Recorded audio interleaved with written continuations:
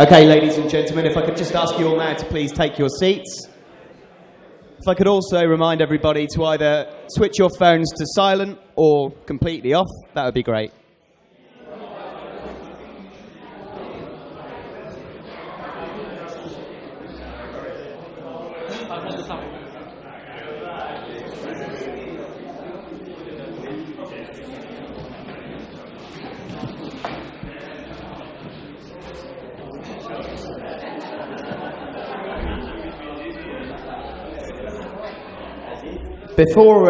Gentlemen, before you get completely settled,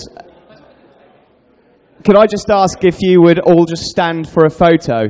The photographers can then go off for lunch. But if I could just ask you all to stand for a photo so the photographers can take some photos before the press conference starts. Is that okay? Just stand together behind there. Great, thank you.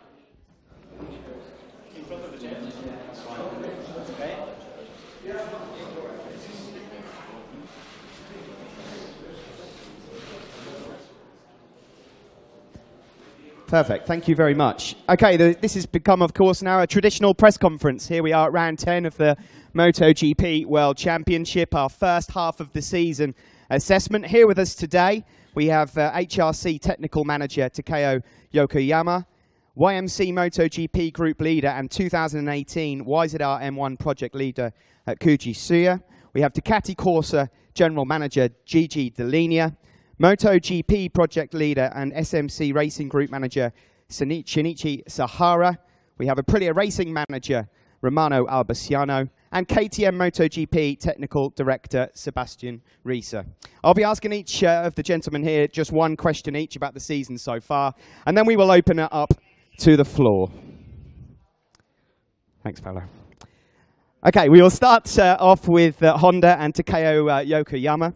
The 2018 Honda seems to be a big improvement on the 2017 bike. 6 wins for Honda so far in the 9 races at the start of the year. Mark has a 46-point advantage as well. Has this exceeded your expectations? Well, exceeded? No, obviously, because we are always very demanding. We are greedy. We want to win all of the races, which didn't happen in the first of the season. But in general, yeah, I mean, we have been doing not so bad. It's okay, 6 wins from 9, so yeah, it's okay. But we have to stay focused because we still have 10 more races to go, and yeah, we will try to, I mean, keep improving the bike until we reach our goal. Thank you very much. Move now on to Yamaha and Kuji Suya. Positives and negatives so far in 2018 for Yamaha. There's been a Yamaha on the podium in every single race so far, but no win now since Assen of last year. How would you summarize how the season has gone for you so far? Of course, it's a great shame for us not to be able to win in the first of the season, but I think maybe it just means our bike is not at the level to win so far. Okay, thank you very much. Move on to quickly Gigi Dall'Igna now and Ducati. Highs and lows for Ducati as well, I suppose. The 2018 Ducati seems like a better all-round package. Obviously a great win for Andrea Dovizioso at the start of the year, the 2 wins for Jorge Lorenzo, but Mark seems a bit far away, I would imagine, for your own liking in the championship. Yeah. That's for sure true, you know. I'm quite happy about the improvement that we did on the technical aspects of the bike. Above all, in the 2 races where we struggled quite a lot in the past, like Sachsenring and Assen, we were quite competitive. So on the technical point of view, I'm quite happy, for sure. I'm not so happy about the results that we did, because I think that we had better results. We did some mistakes, but you know, this is the race, and we have to accept that. So quite happy, but at the same time, you know, we can did better. Thanks very much to you, Gigi. We move on now to Shinichi Sahara and Suzuki. 4 podiums in 2018 so far, but there has been at times a bit of inconsistency from Alex and Andrea. All in all, though, the Suzuki looks in really good shape in 2018. Are you pleased with the development of the bike? Yes, yeah, technical point of view, I'm quite happy with current bike, also the improvement from last year to this year. And as you say, we need more consistency to have good results, including rider performance. Yes. Okay, thank you very much. Move on now to Aprilia and Romano Albaciano. It's been a tough season so far, I think it's fair to say, for Aprilia, for both Aleix and Scott. Some bad luck along the way also, though. Do you feel Aprilia are making the steps forward that you are looking for? We did a step forward actually from last year, but our competitors, some of our competitors did a bigger step. And this, together with some mistakes we did all together, led to this unsatisfactory beginning of the season. We see in some performance more and more along the season that we are not far, so we are keep pushing, and we hope to have a second part of the season at a different level. Thank you very much, Romano. Finally, we come over to the far end there, and we speak to Sebastian Rieser of KTM. As a team, KTM have 25 more points at this stage than the same stage last year. Bradley and Pol continue to develop well and their progress on the KTM. Are you satisfied where KTM are right now, or had you expected more at this stage? Well, I mean, we really look at it from two sides. On the one hand, there's been huge improvements. That doesn't seem so difficult because we started from scratch. But anyway, when you compare to last year, we cut the gap short, we improved the pace. On the other hand, the others also did. And sometimes they did more than us. So actually from the positions, we had really outstanding second half of last season. And to top this was not possible up to now. Of course, that's a target, but we don't have in hand what the others are doing, and we just have to keep working. Thank you very much, Sebastian. That's it from me, gentlemen. Thank you very much. Over to the floor now for questions, please.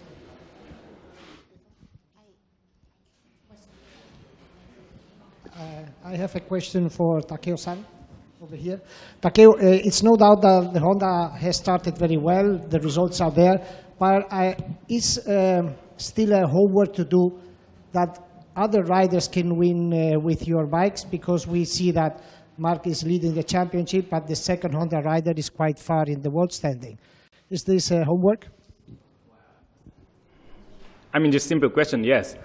But I mean, if you look at the championship points, yes, I would say Mark is the only guy to be really in the front. On the point, yes. But actually, if you look at the competitiveness of the new bike, I think I mean I can see in a little different way. I mean, starting from Danny, he was riding really good in the winter time testing season. Then, of course, once the season have started, he had bad lucks in Argentina and also in Jerez, and for the future contract has been in his mind. And I mean, something was really missing for him to be in front of the point championship point. And also, I think everybody knows that Carl is on the same bike. I mean, in the 2018 bike, and he has been always very fast, very competitive. It's just he's missing a little carefulness not to lose so much points. I mean, he had until now 3 times 0 point. And that's why he looks to be a little behind. But purely from the competitiveness, he's not that bad. So, yeah, overall, I mean, it's true that we want both Danny and Carl to be more in front, which is not happening. So I would say there is still homework that we have to do. But the reality is not as bad as it looks like. A question for all of you, if possible. This is the 3rd year of Michelin. How far do you feel that your bike is adapted to the Michelins? Are you happy with that your bike is working as well as possible with the tires, or do you still need to adjust? Wow. Okay.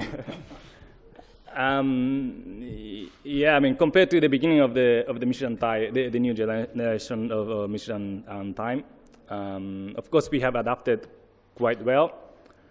And it's coming to a point that it will be more difficult to make a bigger step than the beginning of this time. But still, I mean, it's always a combination. The tire is there, but we also change the bike all the time. And we always need to readjust everything, I mean, from the engine character, the chassis, the electronics, everything. So it will be never ending. Yeah, you know, I'm honestly quite happy about the overall performance of the tire. I think now the situation is quite stable. We know the tire that we have to use for all the season, and this tire more or less are similar than last year tires. So at the moment the situation is quite stable. And honestly, I'm quite happy about the overall performance. We have no any big problems. For sure, sometimes the situation are quite difficult, but you know, this is, I think, normal, depending on the weather condition, depending on the racetrack, because sometimes above all after the new asphalt, some racetracks are quite demanding on the tire, but honestly, we didn't see any big problem. Okay, for us it's same. Michelin reached a good level of stability in performance, in quality of tires, so is the same for everyone. So is the adaptation of the bike to the tire is, we believe, is quite okay. Of course, we have to improve some points of. We believe we don't exploit the tire 100% in every condition. This is a point where we need to improve.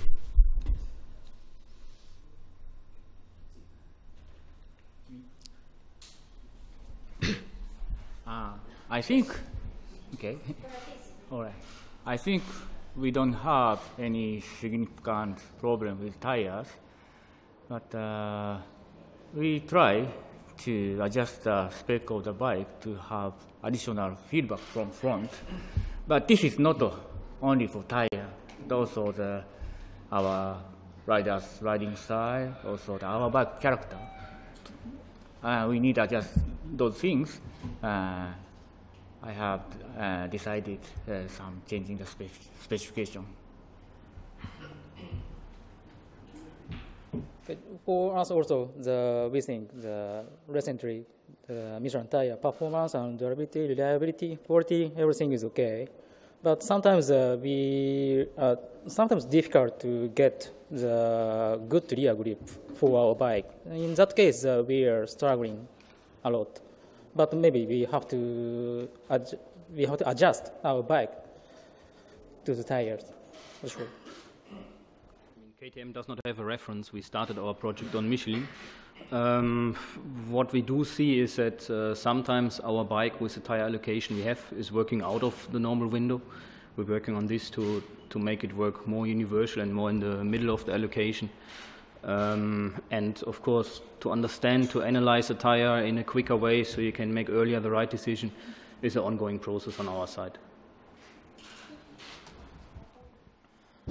A question for Yokoyama-san. We can see that your bike, especially this year, works very well with the aggressive riding style from Mark and Carol. Next year, you're getting a different rider, Lorenzo, who's got a very different style. With Ducati, they had to develop the bike quite differently for him before he could start to win, not only ergonomically.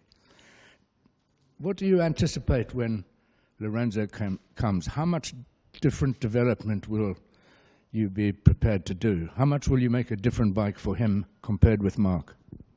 I mean, of course, we are aware that the Lorenzo's riding style is quite different from what Mark is doing, for example. We are aware of this. But of course, until he try our bike, our package, which is doing not so bad, as I said at the beginning, and we will never know exactly what we should do. But I'm very confident that as a company, as Honda, as HRC, we can adapt to any kind of riding style. I mean, Lorenzo is clearly a strong champion, and I'm sure that he can give us good feedback. And based on the feedback, I'm confident that we can make the very good bike for him. So, how much different bike we have to make, I don't know. I cannot say until he start riding our bike. Hello. I have a question for Tsuya-san. There was a lot of talks last year about what Yamaha should do to kind of make the next step and win again, and also the feedback from the riders to the media was quite confusing at times, with Maverick saying it's electronics, Valentino saying he knows what it is, it's a small thing. And I wonder, have you been able to get to the bottom of the problem, and what are you doing to well, fix it, improve it? What is exactly the thing that is maybe holding you back a little bit? And the second part is, are you considering involving a European rider or a former MotoGP rider in the testing program now, since there is a lot of going on the transfer market, and there are people like Bradley Smith or Arvalo Bautista, very experienced, without the right potentially for next season? How does it really look behind the scenes? Thank you. Yes, we have some problems for both riders. Sometimes the situation is different. Sometimes we had problem with the braking, sometimes the acceleration, sometimes the turning. But right now we think we have to concentrate to improve the acceleration. Also by electronic and also the chassis wise. But unfortunately, we cannot change the engine configuration. So this is homework for next year. And regarding the test rider, like now that I can say nothing about that.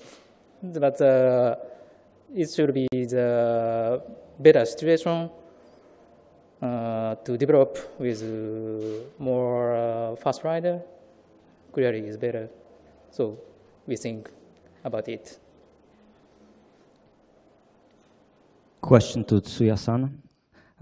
In 2019, we're going to see some new regulations regarding electronics, especially the IMU. Do you think it's going to help Yamaha to become more competitive? Honestly speaking, I don't think so. The situation will be equal to everybody, and we don't hope the IMU can help the electronics, because unified IMU for next year, our current IMU, we believe that is better than the unified IMU for next year. So maybe on the other hand, at least we can keep the current performance, but we don't think it can help us recently. I also have a question about a test team for Romano. Is the fact that the test team at the moment is maybe not as highbrow as the competition, is that a logistical thing, or is there a different reason why the test team of Aprilia is not, let's say, employing the fastest rider available? For me, if you want to have a test team able to do, let's say, wild card at a decent level, first you have to hire the right rider. No? And we are trying to do so for next year. This is a plan for next year. If you don't have this kind of rider, you have to make a big step and accept to have a test team that is good for basic development, like mileage accumulation, testing some new devices, reliability, things like that. This is what we have now, but for the future we need to make a step in this direction. So we are trying to hire a proper MotoGP rider for doing this job. Question for the KTM technical director. When you came last year, you were the only manufacturer with a screamer engine after also Honda switched to the Big Bang, then immediately switched also to this order. Now you are the only manufacturer with a not aluminum chassis. Are you still working on this, on the chassis that you have now with good results, or do you think that in the future you can experiment another way? I mean, basically regarding the engine, that was just a very logical decision. You have to have a starting point. The starting point for this project was set some years ago, and there the MotoGP world looked a little bit different. Many riders were with a similar engine configuration successful, and rather Big Bang was an outstanding aspect. Yeah. On the other hand, regarding the chassis, this is also logical. This is not just based on a let's say a general belief. This is because we are sure at the moment we can be more competitive with a steel frame than with an aluminum frame, because we don't see the material to be the performance defining aspect in the first hand, but the manufacturing process, the understanding how you can make something, analysis approaches, etc. And that's where we have our experience, and we believe this experience is good enough to step by step lead us where we want to be. But it takes time, that's clear, and it's not a shortcut in terms of having to do less frames to be competitive. And a question for Gigi. Gigi, you said that you are satisfied with the development of the bike. Where do you see that something is missing this year? In the engine, in the chassis, in the distribution of the power, in the aerodynamics? Honestly, we would like to improve a little bit more on the turning of the bike. For sure, this remains our problem. For sure, we reduce the gap with our competitors without lose in any other part, in any other riding part, you know. So these remain our focus for the future, and we have in mind something, but this takes time to test it and to put on the racing bike. So anyway, we are quite confident that we can close a little bit more this gap and to have a better bike for the future. I would like to know which is your opinion about the actual rules of aerodynamics, and from each of one of you, where do you think you can bring aerodynamic? If you agree with actual rules, if you want to have different rules about aerodynamics.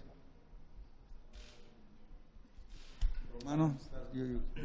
You mean the actual rules or from the next year rules? From the actual to the next. Okay. You want to bring aerodynamics, you want to stop, to go down, to change?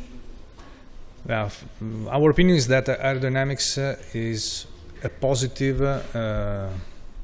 device for safety on a motorcycle. This is our. I know some other manufacturers have different idea. Anyway, we believe so. So we are positive about using the aerodynamics in MotoGP, except the point that there is a risk of huge increase in cost development, because we know that this is possible. This is what could happen if there are no limitation.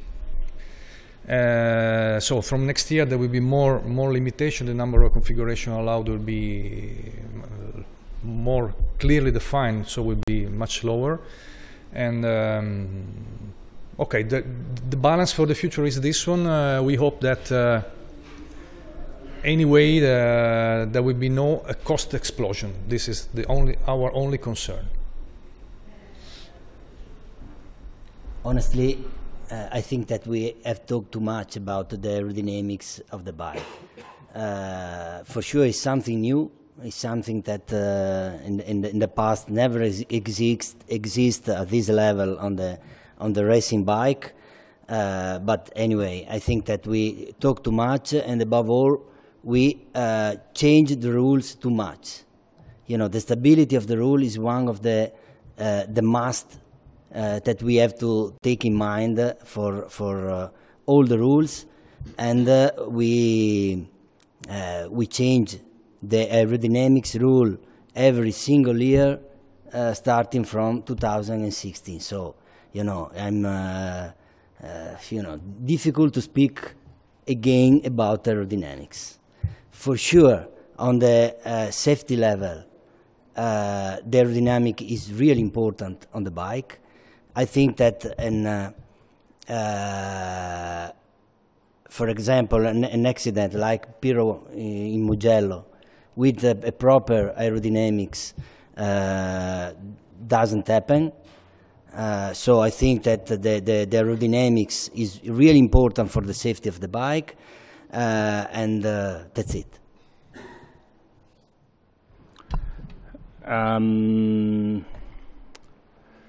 For the point of safety, I would agree what Gigi from Ducati said.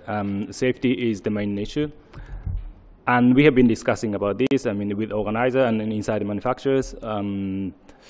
But basically, now there has been a regulation which doesn't allow you to use anything protruding from the streamline of the fairing. This is the wording from the regulation book.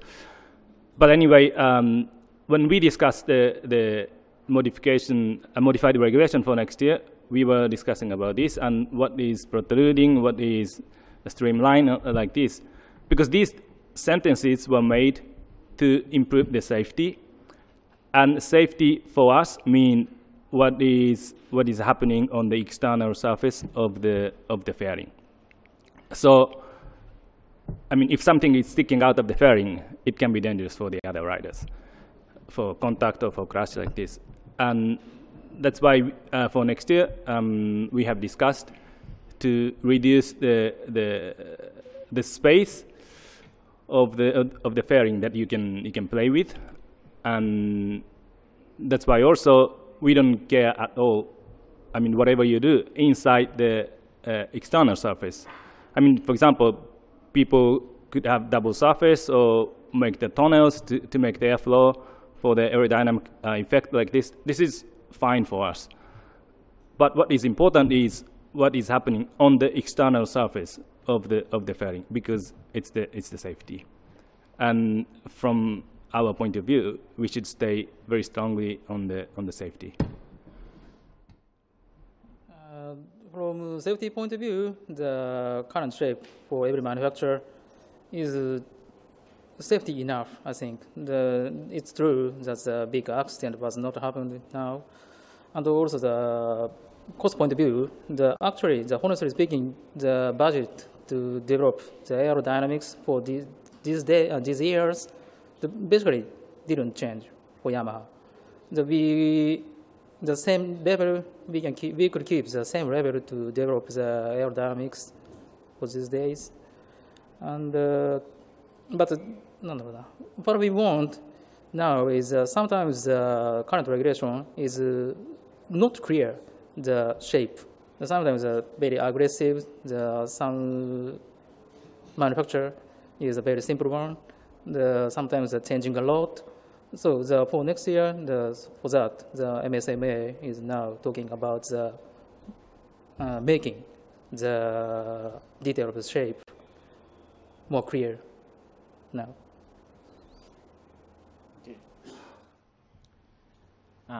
The next year's rule for aerodynamics is okay for us. I think good balance. And of course, we will continuously improve, develop that area of aerodynamics. But like Mr. Darinia said, we need more stable rule of stability of the rule. This is my opinion. Well, in our opinion, if you would have shown to us when the current regulations came in place, photos of the bikes, how they look now, we sitting here, I think to 80% would have said, this is not inside the rule. It is. The interpretation space of the current regulation is very wide, and for us it was really important to narrow this down so we can be more sure in development if something is correct or not, and we are happy for the way the rules are taking in this. Yes, this is a question for the KTM, Yamaha and Ducati representatives. It's about next year we have an E category in the championship. I have two questions. One is, do you think in the future this could be a good scenario for your brands? And the second one, if in the future also you can see somehow a hybrid engine like we see in Formula One or something like this?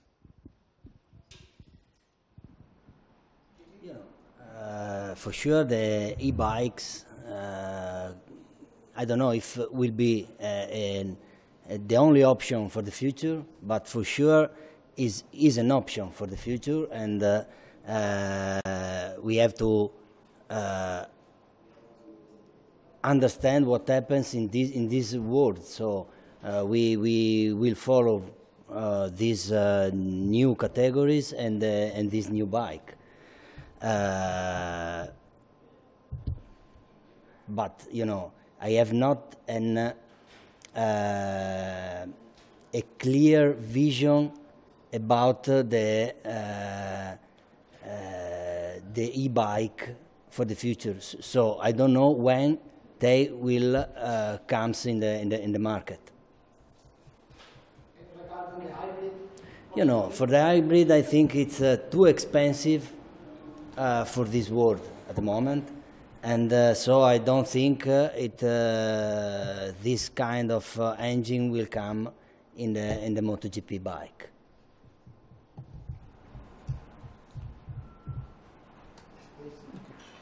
So for Yamaha, we think maybe the e-bike would be the one option for the future, not hybrid. And this year, the Yamaha joined the electric trial race this year. That's why we are thinking about the electric bike for the future, for sure. Also for the racing.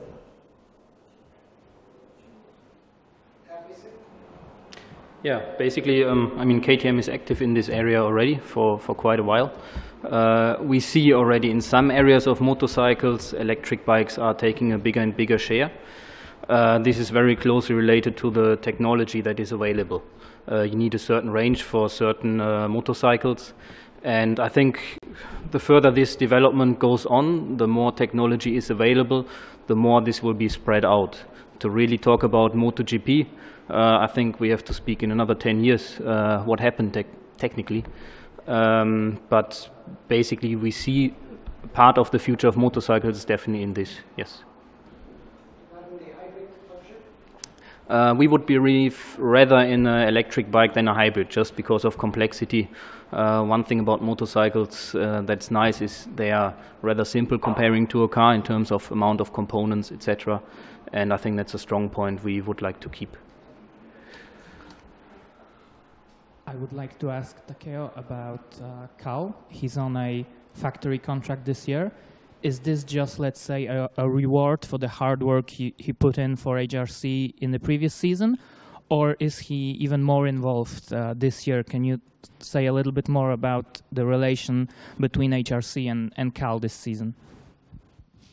Was it a reward or the relation between rider and HRC? Is the factory contract for Cal, is this a reward only for what he did in the previous season, or is he even more involved in the work of HRC, in the development, and if so, how does that work exactly look like? I mean, obviously, it's not only a reward. I mean, he pretty much deserved to be an HRC contracted rider because he's a hard worker.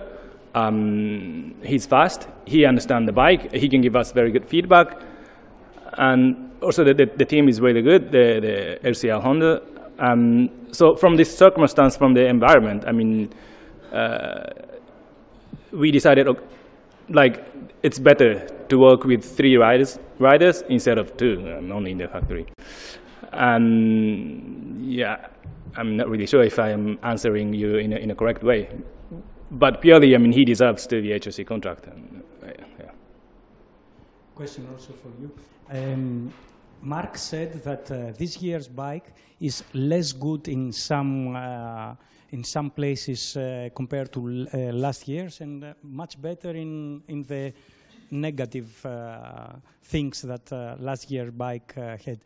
Which can you explain to us which from the strong points are less now, and the bike is more user friendly, let's say? Well, the strong point, I mean, what we have improved is, I believe, on the acceleration, because I think you could see that in the last years we were quite behind on the acceleration side, I mean, compared to the other manufacturers. And we decided, okay, because we are Honda, we cannot stay like this. Let's make a big effort for the acceleration.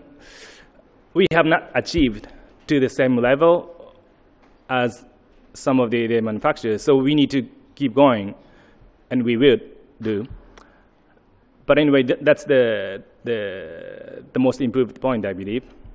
On the other hand, maybe we have lost a little I mean, because acceleration is from the engine performance, how to use in the best way the tire like this, and sometimes we need to sacrifice probably the agility or the stability or the easiness of the throttle control like this. I mean, of course, it would be better to improve just on the acceleration without sacrificing anything, but it didn't happen for us. We are trying to compensate and trying to be at least on the same level for the points that we have gone backward compared to last year. But it's always like this. It's like a trade-off. I mean, you gain something, but you have to lose something, and in the middle of the season, you try to recover the lost point, and that's the situation. Another KTM question. Among the heresies that KTM has is the direction of rotation of the crankshaft. It's the only one we believe that goes forwards. What can you confirm about the reverse crank engine that Cadio raced earlier this year? What's the progress? Will it be introduced this year? Next year? I mean, basically, I cannot confirm anything about this bike specification. It was a basic research that we did, and we decided when we had the first positive results to take it racing as soon as possible, also to have our GP riders go on it and try. Although we knew some points were not ready yet to take it into a race team, because the demand for wildcard or taking it for a season racing is very different regarding durability, regarding performing in all different kinds of conditions with different tires on different tracks, etc. And this is aspects that we have to work on. So although I cannot confirm what this bike was, we believe this is a future and we work on it. But in the end, although there was already a schedule announced at some point, for us it's not the calendar that counts, it's the rider that says this bike is ready, and it's the reliability, and we're working on these aspects. A question for Takeo-san. Takeo, going back to my first question, it's a very straight one now. Who does win for Honda? Is it the bike or is it Marquez at this moment? Because without Marc, it would be quite a difficult situation. And another question regarding with this, did you hire Lorenzo to try to find someone who can win also on a Honda, not only being Marc? What was the second one? You were talking about about Jorge. Yes. For the first question, it almost sounds like you want me to answer Marc, but I wouldn't do. Because in motorcycle racing, it's always what is important is the package. You know? Of course, we need a good rider, then a good bike, but also a good team. And in the last years, when Marc is winning the titles, I mean, everything is more or less matching okay. That's why. I mean, that's the only reason why he can win the titles. It's not only the rider. For the second question, yeah, I mean, Jorge was available for next year's contract. That's why we just took this opportunity. And he's a champion, and he will be strong. If we can make a good package for him, because rider is fast already, we will make the bike. Okay, we do have the bike, but we can adapt our bike to him into the maximum level. And if we can make a good team, sure we can fight for the title with Jorge also. Takeo, last year's Honda used to make like a big step for the second part of the season. This year, with the actual test regulations, you couldn't have those tests you had last year in the summer break. I don't know is this gonna affect you? Do you expect to make also a big step, or this year you have a good evolution and there's no more to come? Of course, I'm hoping to make another time the big step. You will see what happens in the rest of the 10 races. I mean, about the testing in summer break, we were testing here in Brno actually at the beginning of July, and we tried some new parts, new material, of course, and then it's going to be used in the second part of the season. And of course, it's too early to say that these new materials would make a big step or so-so step. This we have to wait and see, because at the end of the day, it's also related to what the other competitors are doing. I mean, the racing is just a relative competition, so we will see. But actually, what we are trying to do this year is exactly the same as what we were doing last year. Okay, that concludes our press conference from today. Thank you, gentlemen, very kindly, and good luck for the rest of the season. Thank you.